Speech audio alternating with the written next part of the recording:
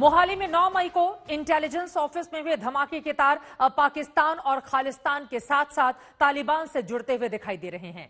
आज पाकिस्तानी साजिश के सबूत भी हम आपको दिखाएंगे। पाकिस्तान के साथ खालिस्तानी आतंकी भी पंजाब को दहलाने का प्लान बना रहे हैं, लेकिन उम्मीद जताई जा रही है कि एनआईए, पंजाब पुलिस और दिल्ली पुलिस जल्द ही ब्लास्ट केस में मिलकर बड़ा खुलासा करने वाली है।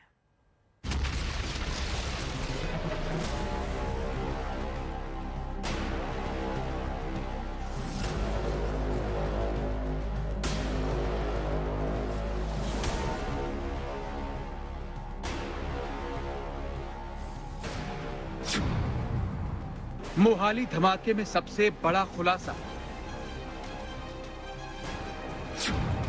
सीमा पार से पाकिस्तान की नापाक करतूत।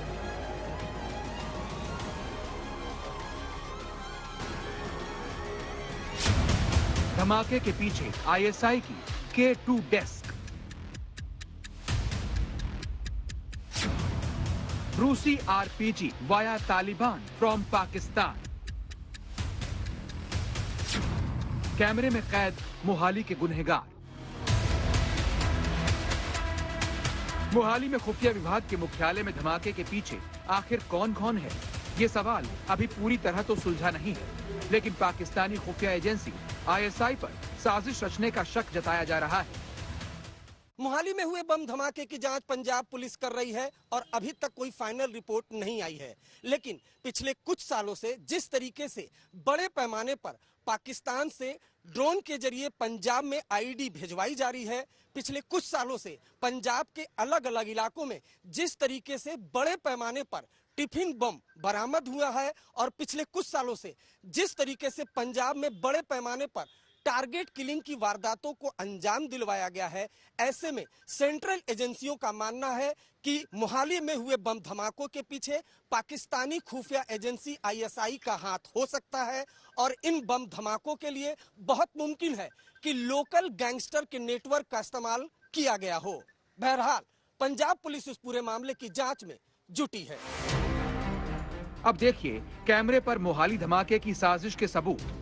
पंजाब पुलिस के हाथ सीसीटीवी की कुछ तस्वीरें लगी हैं, जिसमें आरपीजी से हुए धमाके की तस्वीरें साफ नजर आती हैं। धमाके की तस्वीरों के साथ सीसीटीवी में संदिग्ध हमलावर और हमलावरों की सफेद कार भी दिख रही है।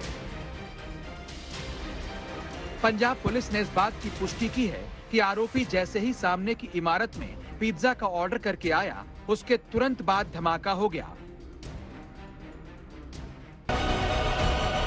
पंजाब पुलिस और एनआईए के साथ दिल्ली पुलिस भी धमाके की गुत्थी सुलझाने में जुट गई है।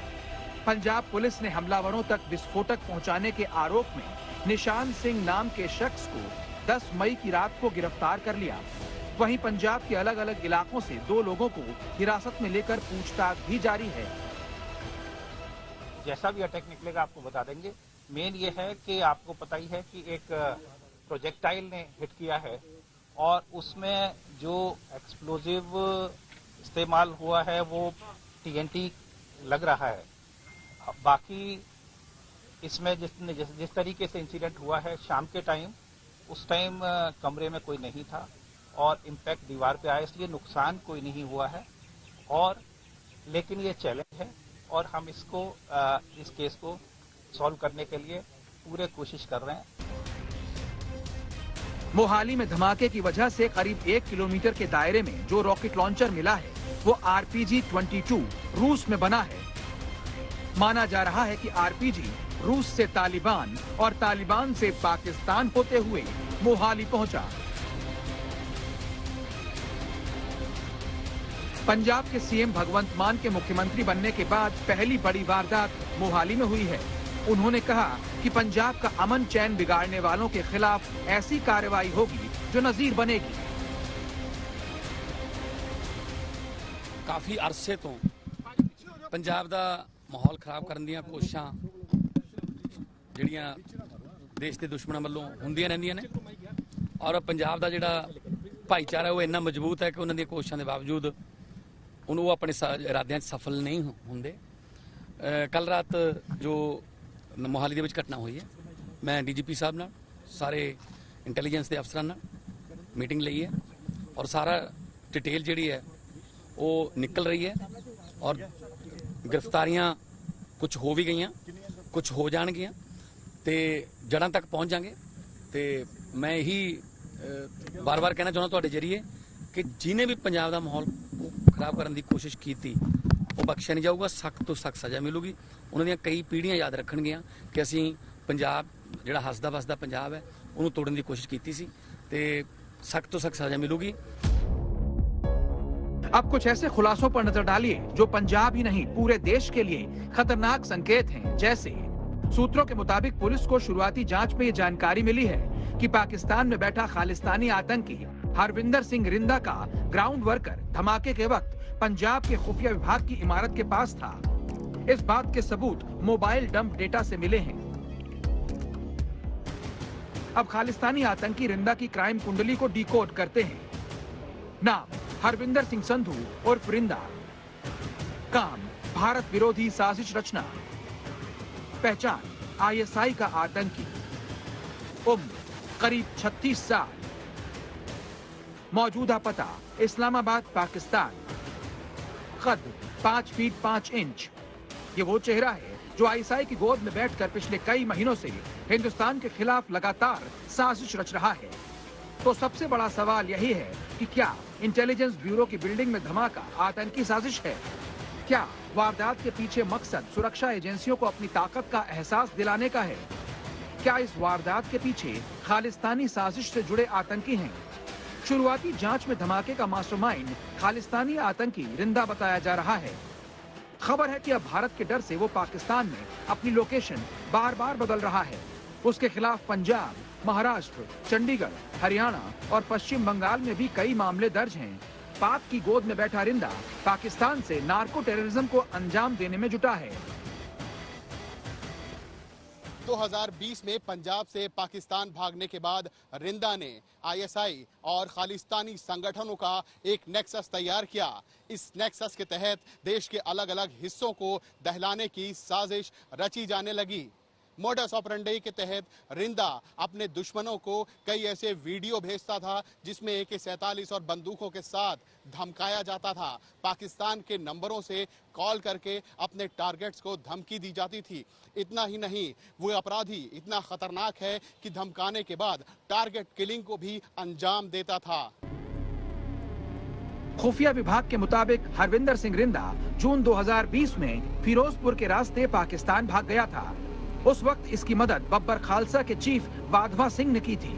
सूत्रों की माने तो रिंदा आपराधिक वारदातों के साथ साथ पाकिस्तान से पंजाब के रास्ते ड्रग्स की तस्करी को भी अंजाम दे रहा है। मोहाली से सतेंद्र चौहान और ललित शर्मा के साथ दिल्ली से अरविंद ओझा और तंसीम हैदर, आज तक।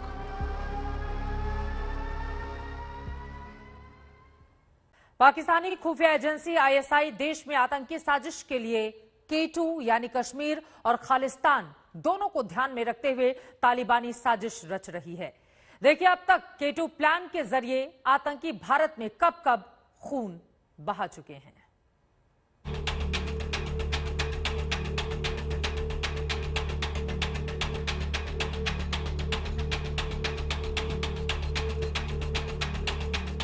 पड़ोसी मुल्क पाकिस्तान का एक ही मकसद है कि किसी भी तरह हिंदुस्तान में माहौल खराब किया जा सके। पाकिस्तान भारत में आतंकी साजिश रचने का एक भी मौका नहीं छोड़ता। मोहाली में भी इंटेलिजेंस ऑफिस में जो धमाका हुआ, उसके पीछे भी पाकिस्तान की खुफिया एजेंसी आईएसआई का हाथ होने की आशंका जताई जा रही है। अब पाकिस्तान में बैठे आईएसआई के आका ने आतंक का जो खाका खींचा, उसे K2 प्लान कहा जा रहा है। क्या है आईएसआई का K2 प्लान? K2 का मतलब डबल K।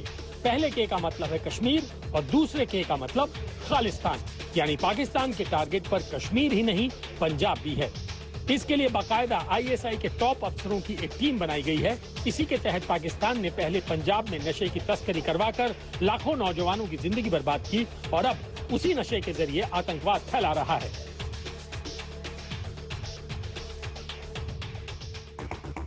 किसान आंदोलन के दौरान पंजाब से आए नौजवानों ने जिस तरह खालिस्तान जिंदाबाद की चिंगारी लगाई थी, तभी संकेत मिल गए थे कि आने वाले समय में पाकिस्तान प्रायोजित साजिश गुल खिलाने वाली है। दिल्ली पुलिस और एनआईए की चार्जशीट में पंजाब में हो रही बहुत बड़ी साजिश का खुलासा हुआ है। अंडरवर्ल्ड, पंजाब के गैंगस्टर्स, पाकिस्तान में बैठे खालिस्तानी आतंकी, पाकिस्तान में बैठे कश्मीर के हिजबुल मुजाहिदीन के आतंकी और पाकिस्तानी एम्बेसी में बैठे आईएसआई के अफसर पंजाब को दहलाने में लगे हैं।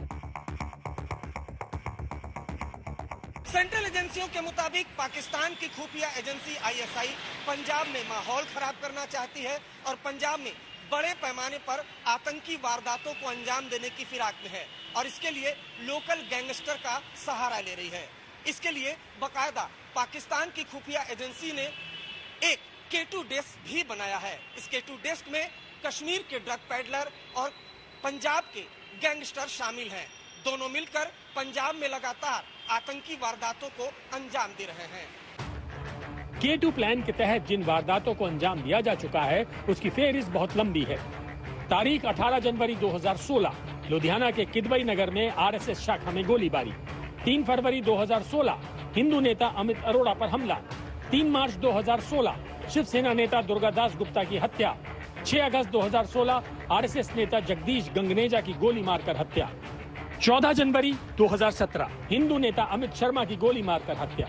25 फरवरी 2017 डेरा सच्चा सौदा के फॉलोअर सतपाल कुमार और उनके बेटे की गोली मारकर हत्या। 15 जुलाई 2017 ईसाई धर्म से ताल्लुक रखने वाले सुल्तान मसीह की हत्या। 17 अक्टूबर 2017 आरएसएस लीडर रविंद्र गोसाई की हत्या। 16 अक्टूबर 2020 शौर्य चक्र विजेता बलविंदर सिंह संधू की हत्या। 10 फरवरी 2020 पंजाब में शिवसेना के यूथ विंग के लीडर हनी महाजन पर हमला। ये उन 8 हत्याओं की और हमलों की फेहरिस्त है जो पाकिस्तानी खुफिया एजेंसी आईएसआई ने पाकिस्तान में बैठे खालिस्तानी आतंकियों और पंजाब के गैंगस्टर के जरिए करवाई। ये आतंकी वारदातें आईएसआई के K2 डेस्क के जरिए अंजाम दिलवाई गई। सूत्रों के मुताबिक जांच एजेंसियों ने पंजाब और पंजाब की जेलों में बैठे और भारत से फरार होकर इटली, कनाडा, यूके, अमेरिका और दुबई में बैठे गैंगस्टर्स का पूरा डोजियर तैयार किया हुआ है। बहरहाल पाकिस्तान के K2 प्लान और उससे जुड़े आतंकी खुफिया एजेंसियों के रडार पर हैं। साल 2016 से साल 2020 तक पंजाब में तकरीबन 8 से ज्यादा टारगेट किलिंग की वारदातों को अंजाम दिलवाया गया और जांच में पाया गया कि ये तमाम टारगेट किलिंग पंजाब के गैंगस्टरों के नेटवर्क के जरिए अंजाम दिलवाई गई। कैमरामैन शगुन के साथ अरविंद ओझा, दिल्ली, आज तक।